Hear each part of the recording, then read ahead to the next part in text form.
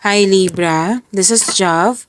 Welcome po sa ating channel. By the way Libra, this is your timeless gabay tarot reading. Gamitin ang reading na ito bilang gabay lamang. Tandaan Libra, ito po ay general reading.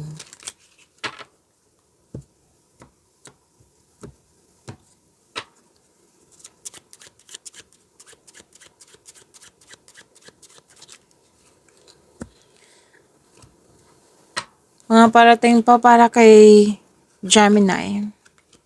Ay, Libra pala.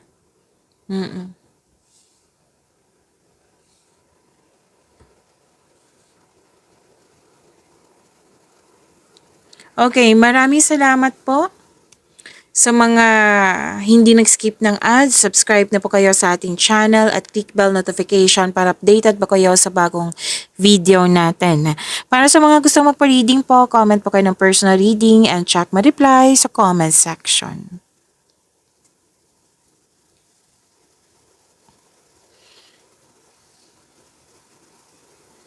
Okay. Sabi po dito,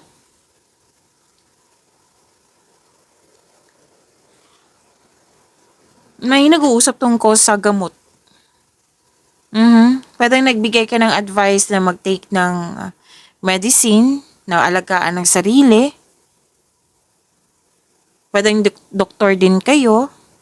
Basta po may sabi dito na ikaw ay nag-advise sa isang tao na mag-inom ng gamot or magpa-check up sa doktor or alagaan yung sarili. So may medical concern ako nakikita dito, Libra.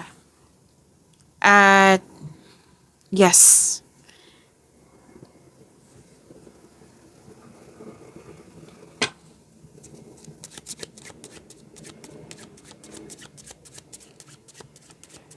So this reading is para kay Libra, ha?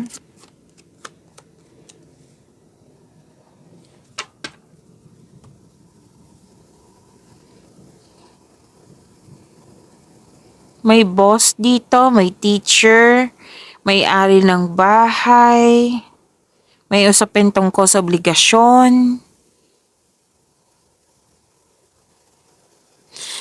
May ano dito, dictator. Like, concern mo to na isang diktador na ito yung gawin mo, Libra, hindi dapat to. Huwag mong gawin mo, huwag mo tong gawin. Ito yung gawin mo. May ganyan ako nakikita dito na dictates what you can or cannot do.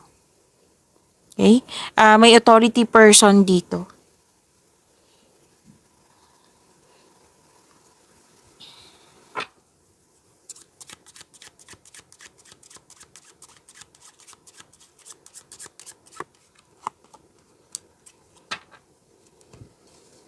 May usapan tungkol sa marriage, wedding, at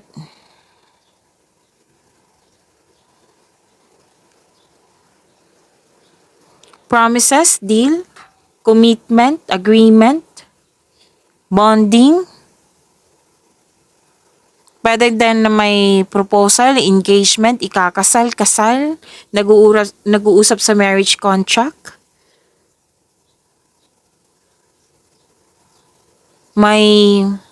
Pwedeng may reunion na mag-uusap na,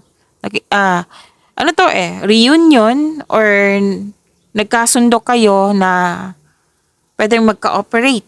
Like, may reunion na mangyayari, punta ako.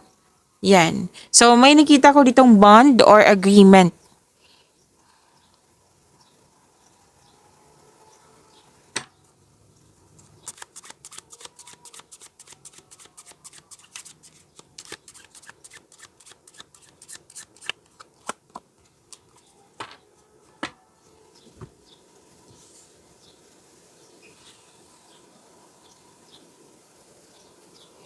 May single female dito ako nakikita na sunod ng sunod. Kasi kanina 'di ba na may authority person na naging diktador kung ano yung dapat mong gawin, ano yung dapat hindi gawin. Tapos mayroon din dito na masyadong obedient. Like may sabi din dito na too submissive in some situation na sunod ng sunod sa utos, sunod ng sunod sa instruction.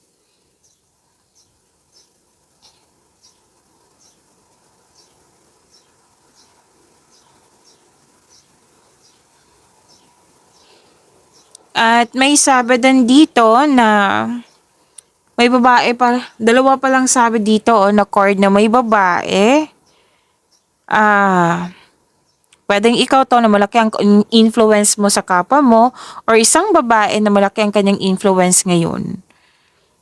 Okay? Pwedeng girlfriend, wife, special woman, pwedeng sister mo, kaibigan na babae.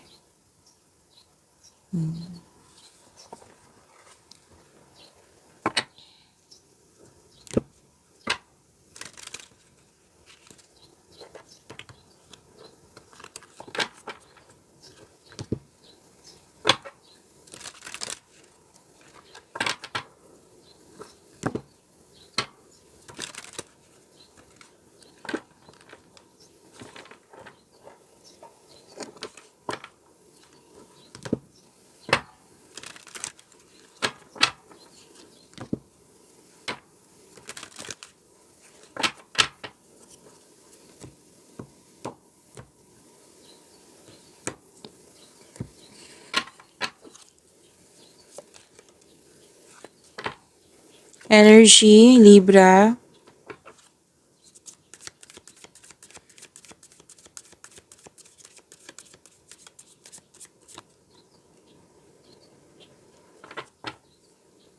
May bagong pasok sa relasyon which is nag-clarify dito kanina. 'Di ba? Nasabi ko.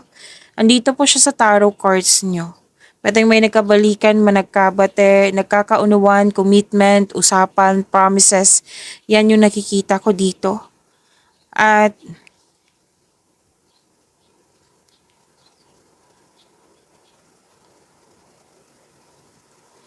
bagong relasyon, very inspired, nagkaroon ng time sa sarili. Yes, commitment pa rin yung nakikita ko dito eh. Choices. Unity, andito din. Di ba? Lumabas kanina.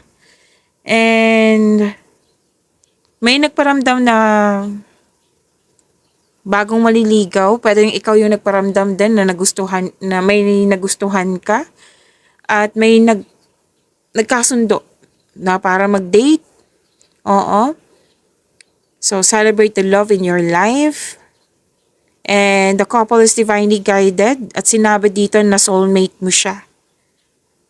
Pwede din may numuong romance sa workplace mo or yung partner mo, katrabaho mo po. Pwede din po may nangyaring business partnership or makipag-teamwork sa'yo. Gustong-gusto mo yung mga ginagawa mo ngayon. Pwedeng nagbibigay ito ng stability sa'yo, like trabaho, o nagbigay ito ng financial stability sa iyong buhay. At nagagawa mo yung passion mo at the same time.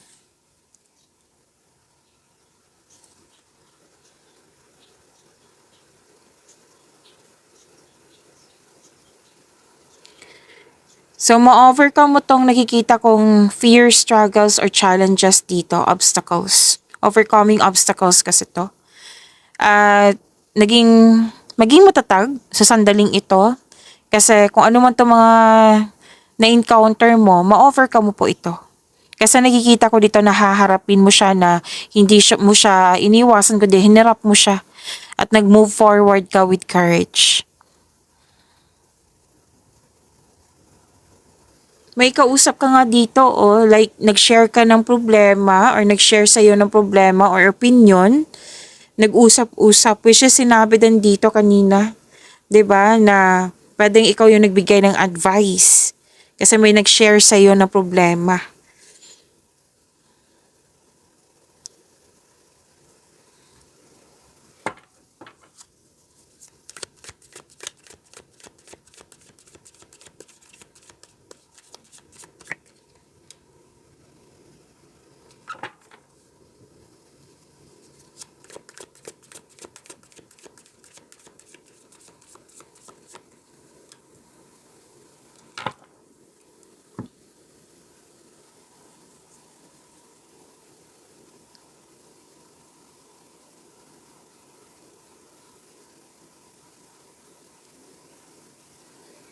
Okay, sa career and money niyo po, okay, you're very inspired.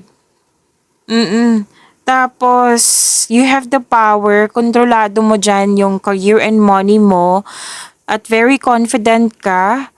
Tapos, mas lumawak yung ambisyon mo sa buhay. This is mahigit pa sa success. This is, victory. Oo, kampante ka sa kung ano ang sitwasyon ka ngayon. Oo. At magaling ka sa mga ginagawa mo. Magaling ka na leader. Sabi ng iyong card. Gumagawa ka nga ng rules dito, oh. Kumbaga, may disiplina. Nagdisiplina. Like, ano to eh.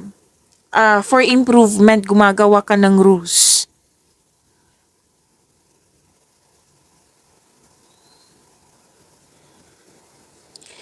Sabi din dito na, this is may opportunities, may job opportunity or yung sinabi kanina na may business partnership, lumabas din po siya dito. Kasosyo. Sabi ng card, grab mo itong opportunity na ito kasi may nakita kong financial growth. Basta planuhin ng mabuti at sipagan sa araw-araw po. So itong card ay nagsabi na nakadestiny to sa iyo. Oo, na kailangan mo ng aksyon para may alignment kasi. So magkakaroon siya, sinabi ng card dito na magkakaroon siya ng financial growth. So pag-isipan ng mabuti at gumawa ng konkretong plano para magtagumpay ito.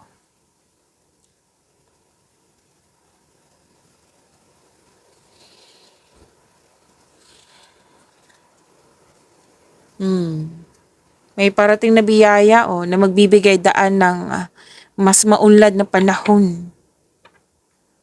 Andito rin from here to here, may sinabi ang card mo dito na pagtatapos sa isang mapait na sinapit. Nagaganap ang pagbabago kasi mismo ikaw yung humarap. Okay? May pagtanggap. At may completion of cycle akong nakikita dito.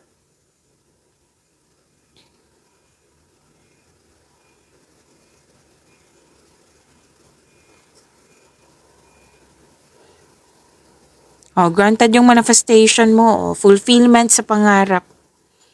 May nagkaroon ka ng time sa grupo ng tao.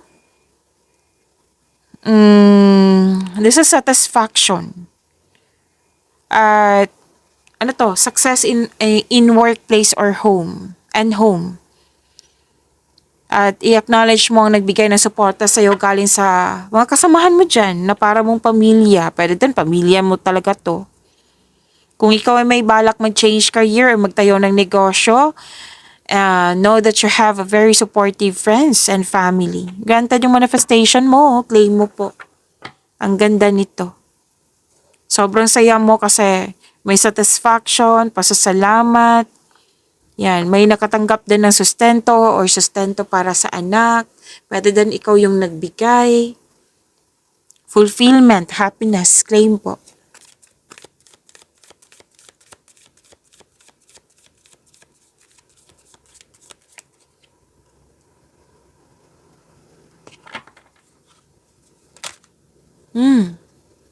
Ang dami nito. Kunin ko na. Gusto niyang lumabas. Anong tawag nito? Libra. Ang dami nito.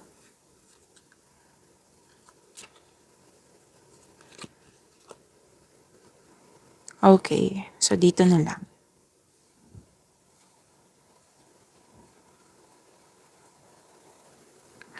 Libra, huwag niyong kalimutan na mag-subscribe sa channel natin at click yung bell notification para updated po kayo sa reading natin. Marami po kayong February video readings andito lang po sa channel natin. Hanapin niyo po, scroll down niyo lang po hanggang sa makita niyo po. Baka may oras kayo, panoorin niyo po.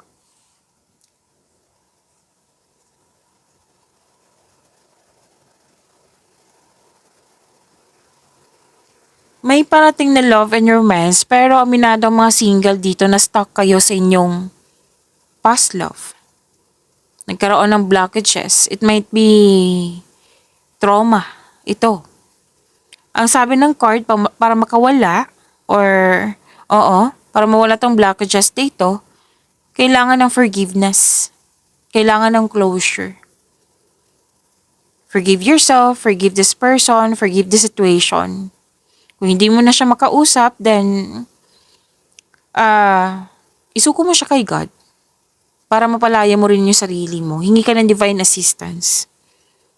Okay? Kailangan kasi ng forgiveness dito.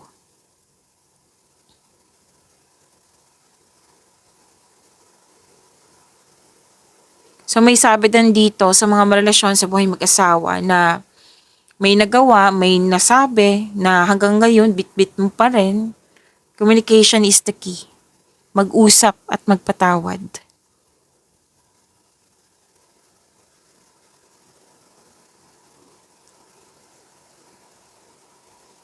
Sa mga single po, this card tells you na wag madaliin upang magkaroon ng relasyon. Kailangan magkaroon ng same vision for the future upang sa gayon magkaroon kayo ng isang healthy relationship soon. Sa mga relasyon sa buhay mag-asawa, you are moving fast in this relationship. Nagmamadali. So, make it sure na ang couple ay nagkaroon ng vision for the future or mag-create kayo ng solidong foundation, mag-establish kayo ng kahit anong plano para sa pag-level up nyo. Okay? At wag magmadali. Kumbaga, one at a time lang. Kasi kung magmamadali kayo, ang ending niyan is mapapressure kayo. Mapapressure yung relasyon nyo.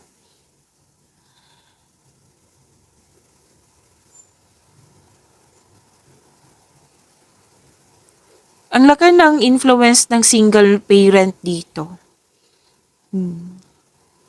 So, andito din siya, di ba? Kasi may babae din dito. So, yes, babae kasi nakikita ko dito din.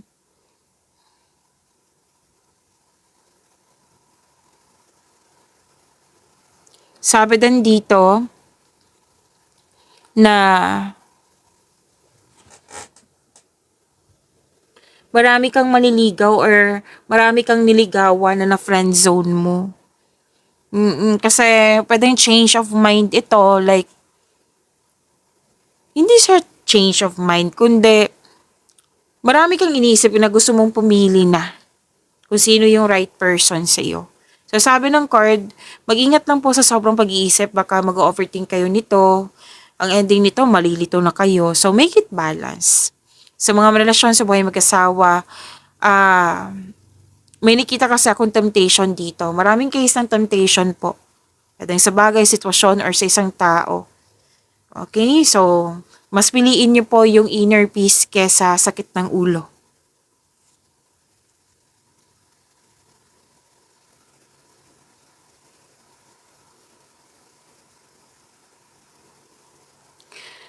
Okay, maaring makatanggap kayo ng balita na may buntis or may wedding. Oo, which is sinabi din dito kanina at lumabas din po siya dito.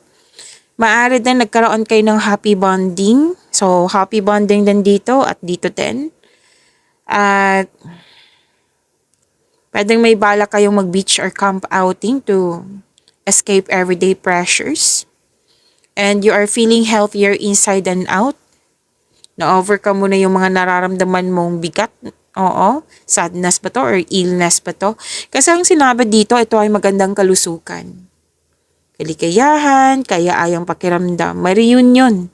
Nagkaroon din ng time sa mga bata or sa inner child mo. May parating na blessings na it will lead you to happiness po. This is success, achievement, full of positivity.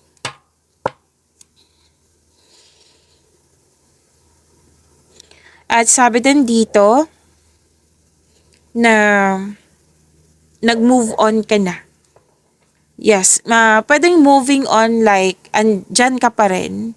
O nag-move on ka na sa mga nangyari. Pwede din po na move on na kailangan na umiwas na. Put limitation or umalis or pwede din separation to. Okay, single ka man, marelasyon sa buhay mag-asawa. Kasi nagkaroon ng moving on kasi you want growth. Pagyamanin niyo po yung blessings sa binigay sa inyo. Libra, see you tomorrow. Maraming salamat.